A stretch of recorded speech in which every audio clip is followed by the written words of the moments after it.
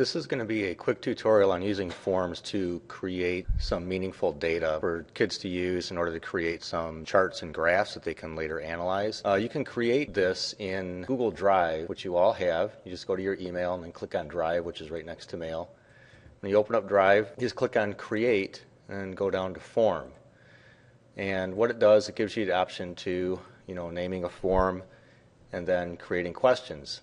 And your questions can be in the form of paragraphs, multiple choice, checkboxes, choose from list, scale, or grid. In order to get a bar graph or a pie graph or something like that, you're going to want to use something like multiple choice or checkboxes. So what you do is you name your form, and then you can give any description down here that you want, and name your question. I'll just leave that sample question 1, and I'm going to just make this a multiple choice. And then you just put in your options. So answer 1.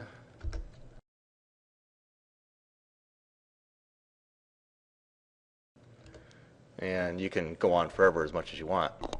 And you can make this required if you want. I usually make it required so the kids don't skip over anything. Click on Done, and there's your question. And there's a sample question 2. And click on that, and that'll add to it. You can then come up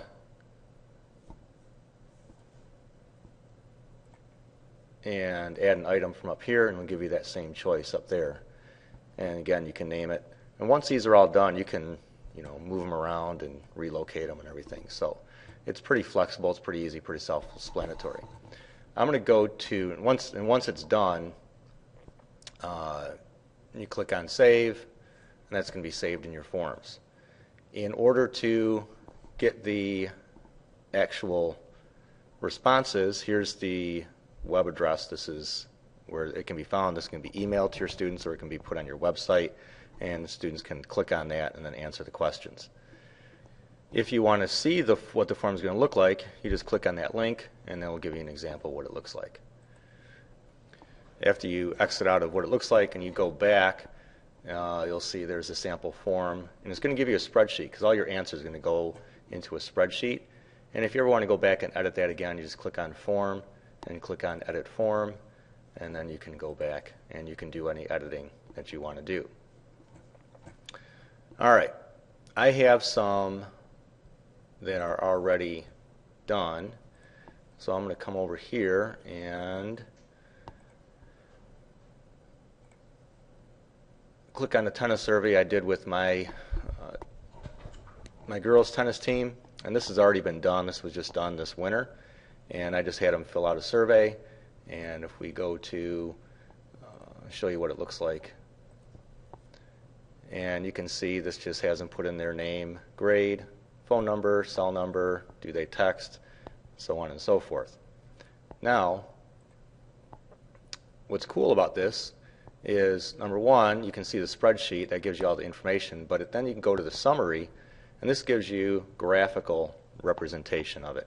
So it puts everything in pie charts and bar charts. So you can see I have grade level, pretty even split between 9th, 10th, 11th, and 12th.